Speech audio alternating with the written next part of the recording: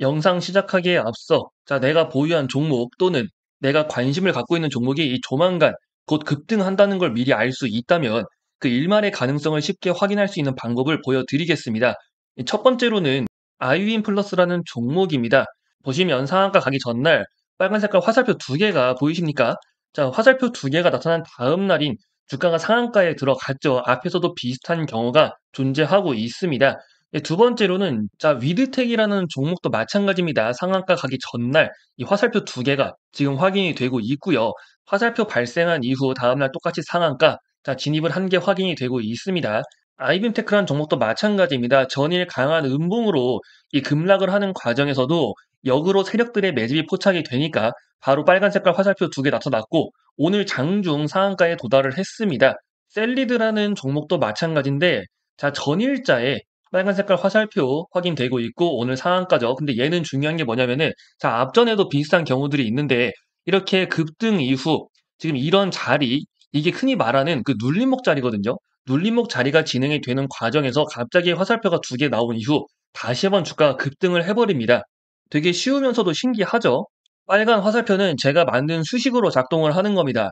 이 수식은 증권사에서 따로 제공을 하는 게 아니고요. 직접 타이핑을 해가지고 수식을 작성하는 겁니다. 그렇다 보니 똑같은 수식이란 존재할 수 없어요. 수식 내용을 확인하기 전엔 이 눈으로만 봐서는 비슷하게도 만들 수가 없는 겁니다.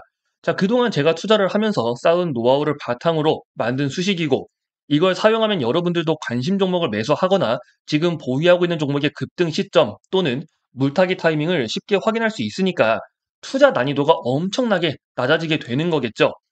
제가 직접 손으로 타이핑을 해가지고 만든 것이기 때문에 다른 곳 어딜 가든 똑같은 수식 절대 찾을 수가 없고요. 오로지 이곳에서만 확인이 가능합니다.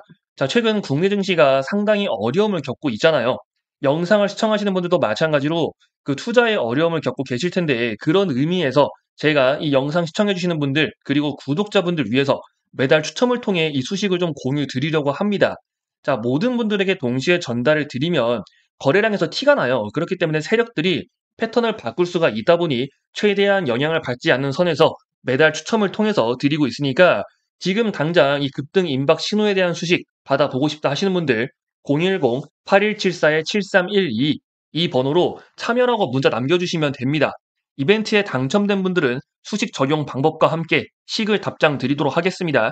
매달 추첨을 통해서 진행을 하고 있으니 혹시라도 수식을 받지 못했다 하시는 분들 다시 한번 문자 참여라고 남겨주시고 결과 받아보시면 되겠습니다. 이어서 영상 진행하도록 하겠습니다. 안녕하십니까 테드입니다. 2024년 12월 3일 화요일 삼성전자 시작하도록 하겠습니다. 우선 삼성전자의 차트를 먼저 보면 올해 7월 88,000원 넘어가면서 이 전고점 돌파에 대한 기대감이 상당히 컸죠. 이 자리 기억하시는 분들 많으실 겁니다. 다시 한번 10만 전자가 도달을 한다 이런 소리가 많이 나왔거든요. 근데 이때 왜 오른 거냐면은 그 SK 하이닉스는 엔비디아에 납품을 하고 있었지만 삼성전자는 납품을 못 하고 있었습니다. 근데 이 HBM이 이제 3부터 3E까지 해가지고 엔비디아에 납품이 된다 이런 소식이 나오니까 주가가 전고점 돌파를 위해서 치고 나가고 있었던 거죠. 근데 갑자기 추세가 꺾이고 급락이 나와버립니다. 그 이후 장기 우하향으로 조정까지 크게 겪게 되죠. 근본적인 이유가 뭐냐면은 결국에는 HBM 납품에 실패를 했다는 겁니다. 그러니까 HBM 대응이 늦어지면서 주가가 하방으로 돌아서게 된 거죠. 결국에는 5만 원까지 이탈하는 모습을 보여주었는데 일단 이 당시에 삼성에서 파격적인 소식을 발표했죠. 바로 대규모 자사주 매입 공시를 발표했고요. 덕분에 주가가 이틀 연속 상승하면서 반등에 성공을 했습니다. 그 이후 추가 상승 구간까지 만들어지는 듯 했지만 지금 다시 한번 또 조정을 겪고 있습니다. 그러니까 무려 금액이 한두 푼도 아니고 10조나 되는 엄청난 금액을 자사주로 매입을 하는데 이 상승이 이렇게 짧게 나오는 게 말이 되냐. 지금 강한 V자 반등 기대하셨던 주주분들 지금 이해도 안 가고 걱정도 많으실 겁니다. 근데 우선 제가 하나 말씀드리자면 여러분들 너무 걱정하실 필요는 없다는 거고요. 지금 큰손들의 손바뀜이 진행이 되고 있는 상황이 맞습니다. 앞으로 일어날 수 있는 움직임에 대해서 좀 같이 알아보도록 할 테니까요. 그리고 과거에도 대규모 자사주 매입을 진행한 적이 있습니다. 그땐 어떤 흐름으로 움직였는지까지 모두 다 짚어드리도록 하겠습니다. 삼성전자에서 발표한 금액은 10조죠.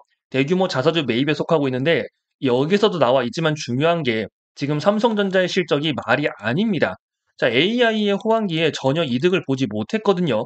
그럼 앞으로도 계속해서 이득을 못 보는 거냐, 회사에서 따로 준비하고 있는 건 없는 건지, 자, 이게 주가가 크게 오를지 빠질지를 결정할 거기 때문에 자세하게 보도록 하겠습니다. 자, 우선 삼성전자가 이번에 발표한 금액 10조 중에서 3조를 먼저 매입을 하죠. 그 다음에 3개월 이내에 자사주를 소각할 거고요. 그 이후 추가적인 매입을 통해서 주가를 부양할 계획입니다. 자, 삼성전자가 4만 원까지 내려갔었잖아요. 근데 그 당시에 상태가 어땠냐면은 이제 지표를 봤을 때 PBR이 1 밑으로 떨어졌습니다. 이게 무슨 말이냐면은 그 삼성전자가 갖고 있는 자산들이 있을 거 아니에요. 그러니까 장부상 가치로 보았을 때 회사가 갖고 있는 모든 자산들을 그냥 다 팔아가지고 현금으로 만든 다음에 그 돈을 주주들한테 한 주당 얼마씩 나눠준다고 하면은 그 나눠주는 돈이 주가보다도 많다는 겁니다. 그러니까 회사가 뭐 기업 가치, 그러니까 자산 가치조차도 인정을 받지 못하고 있었다는 거죠. 삼성전자가 PBR 1 아래로 내려온 게 2010년 이후 5번밖에 없습니다. 그 중에 한 번이 지금이라는 거고요. 그리고 자사주 매입도 이번이 처음이 아니에요. 2015년도에 한 번, 17년도에 한 번 진행을 했습니다. 그 당시의 차트를 한번 보도록 하겠습니다. 자, 여기 파란 박스가 2015년도고 빨간 박스가 2017년도입니다. 근데 보시면은 15년도와 17년도의 움직임이 확연히 다르죠. 15년도에 진행을 한 게 이 11조 3천억 원에 대한 자사주 매입을 진행했고요. 17년도에는 9조 3천억에 대해서 자사주 매입을 진행했습니다. 근데 움직임 보면은 15년도엔 더 많은 금액의 자사주 매입을 했음에도 불구하고 주가가 크게 반등하지 못했어요. 반대로 17년도는 다릅니다. 이때 1월부터 이미 자사주 매입 공시가 나왔거든요. 그러니까 16년도부터 이미 알려져 있었다는 거죠. 자, 그러면은 주가가 2015년도 대비했을 때 2배가 넘게 상승을 했는데 도대체 이 두 구간이 무슨 차이가 있었을까? 2조나 더 많은 금액을 매수했던 15년도와 비교해서 17년도는 왜 이렇게 가파르게 상승을 했을까? 근본적인 원인은 바로 실적 때문이라고 보고 있어요. 자, 파란 박스가 15년도고요. 빨간 박스가 17년도 당시의 사업 보고서입니다. 보시면은 11조의 자사주 매입을 진행했던 이 당시에 자, 14년도 대비했을 때 15년도는 실적이 달라진 게 없죠. 회사가 성장을 한 게 없습니다. 근데 17년도는 달라요. 16년도 대비했을 때 영업이익이 2배 조금 안 되게 상승했고 매출액도 큰 폭으로 상승을 한 게 확인이 됩니다. 15년도와 비교하면은 영업이익이 2배가 넘게 상승을 했죠. 그러니까 성장을 했다는 겁니다. 그러니까 똑같은 자사주 매입을 했더라도 주가의 흐름이 달라질 수밖에 없던 근본적인 이유라고 보고 있고요. 여기에서 알 수 있는 점은 자, 삼성전자의 자사주 매입 효과는 주가를 크게 상승시키는 게 목적이 아니었다. 주가를 오히려 빠지지 않게 이 하락폭을 제한하는 그런 목적이 크다는 겁니다. 이 상태에서 주가가 빠지질 않으니까 이 성장성만 입증이 된다면 주가는 다시 한번 강하게 상승 랠리를 펼쳐진다는 거죠. 그럼 중요한 건 지금 삼성전자가 기대할 만한 성장 모멘텀은 뭐가 있는지 그 부분을 자세히 보셔야 됩니다. 자, 인공지능의 AI 발전. 자, 이걸로 인해서 한 번쯤 들어보았을 HBM 소식이죠. 자, 삼성전자랑 하이닉스는 지금 입장이 달랐어요. 하이닉스가 HBM으로 좀 큰 수혜를 보고 있을 때 삼성전자는 HBM으로 수혜를 보지 못했습니다. 근데 웃긴 거는 HBM을 먼저 개발한 게 삼성전자거든요. 그러니까 개발을 해놓고 AI의 성장성을 예측하지 못했습니다. 이게 엄청나게 악수죠. 그렇다 보니까 기껏 연구 개발한 HBM에 손을 놓고 오히려 본업이었던 이 D램에다가 집중을 했는데 D램은 중국 애들이 그 덤핑을 해가지고 완전하게 이게 가격이 급락을 했습니다. 그러니까 실적이 완전 박살이 난 거예요. 특히 HBM3부터 3E까지 제대로 된 수혜를 얻지 못한 삼성전자가 이 HBM4로 좀 분위기를 바꿔보겠다 상황 역전을 노리고 있다는 건데 자, 이게 삼성전자 주가가 전고점을 넘나 했을 때 갑자기 쭉 밀렸잖아요. 그 당시가 뭐냐면은 사실은 HBM3랑 3E를 엔비디아에 납품을 하기로 했습니다. 엔비디아가 요구하는 성능 기준치에 부합을 했거든요. 근데 중간에 설계가 변경을 하게 됩니다. 설계 변경 요구를 받았어요. 그래서 설계를 바꾸니까 다시 성능 기준이 엔비디아에서 요구하는 것에 미치지 못하게 된 겁니다. 그렇다 보니까 납품을 하지 못하게 된 거죠. 근데 이제 중요한 거는 삼성전자가 기술이 없는 게 아니에요. 지금 너무 늦게, 뒤늦게 개발에 따라 나서서 그렇지, 지금 삼성전자도 시간만 있으면 충분히 따라 붙을 수가 있습니다. 그리고 엔비디아가 이번에 출시하는 게 블랙엘이거든요. 이 블랙엘의 HBM4가 필요한데, 삼성전자도 이걸 당연히 노려야겠죠. 근데 중요한 게 블랙엘이 1년 넘게 지금 생산이 지연되고 있습니다. 그 근본적인 이유는 과열 문제라는 거예요. 지금 발열을 못 잡고 있다는 건데, 자, 블랙엘은 출시하기 전부터 이미 1년 넘는 물량이 전부 다 완판됐거든요. 자, 그래서 블랙엘을 통해서 HBM4 시장을 먼저 장악하는 게 상당히 중요했는데 블랙엘이 과열로 인해 출시가 계속해서 미뤄지니까 이 삼성에서는 기술을 따라갈 시간을 벌고 있다는 겁니다. 이게 정말 중요한 기회고요. 그래서 삼성이 HBM4에다가 목숨을 걸고 있는 거죠. 이 대규모 R&D 단지까지 반입을 했으니까요. 그리고 아까 또 말씀드린 게 삼성은 HBM을 먼저 개발해 놓고도 그 D램에 좀 집중을 하다가 이제 이사단이 났다고 했죠. 근데 중국이 D램을 덤핑해가지고 D램 시장이 완전히 박살났던 건데, 자, HBM4는 일단 개발이 시간 문제입니다. 블랙엘 사태로 지금까지 시간을 벌고 있고요. D램도 이제 바닥을 찍었다는 소리가 나오고 있어요.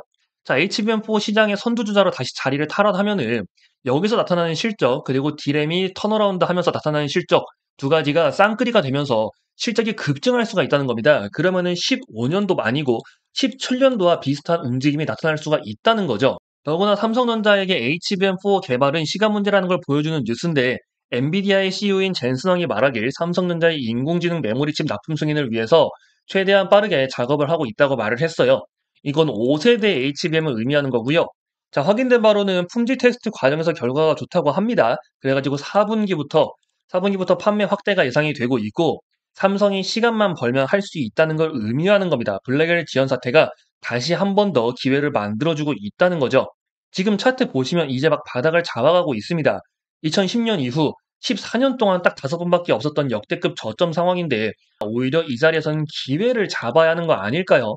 한국 시장의 특성과 오너리스크로 주가가 역대급 저점을 기록한 상황이라 그렇지, 글로벌 시장을 통틀어서 삼성전자는 반도체 메이저 기업이 맞습니다. 실제로 지금 기관이 대량 매집을 이어가고 있거든요. 자, 삼성의 가장 큰 문제라고 알려진 임원 관련해서도 이번에 물갈이 들어갔죠. 참고로 이재용 회장 공판 끝나면서 내년 초에 항소 결과 나옵니다. 이거 오너리스크가 해소되면 그때부터가 진짜예요.